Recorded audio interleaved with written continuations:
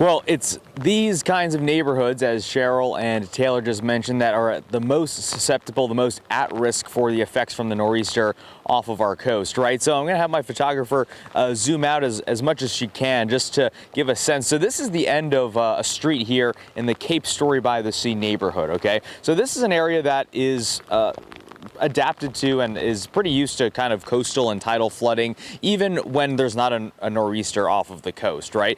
But this is the picture here. This is the scene just as we're breaking past 7 o'clock this morning.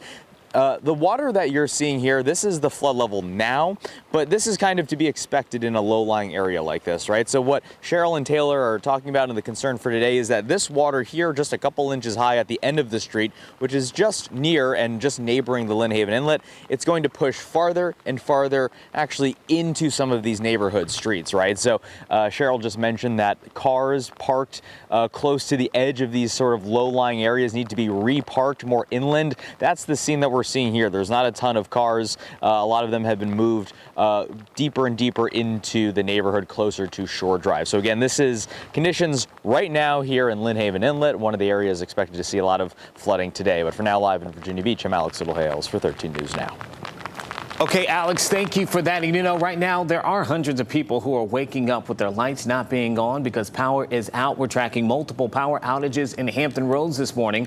Right now, the Dominion Energy outage map shows just under 200 customers without power in parts of Suffolk and in Norfolk. Dominion Energy, of course, is preparing for potential outages because of this storm, and officials say that gusty winds can cause those outages, and then prolonged winds can lead to significant coastal impacts.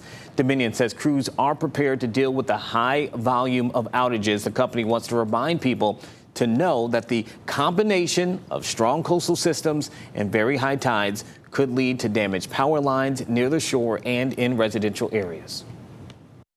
Our crews may encounter difficulty, accessing repair locations during high tide, which could lead to longer restoration times as well. This is where we ask our customers to be, to be patient as our crews continue to work to restore their power.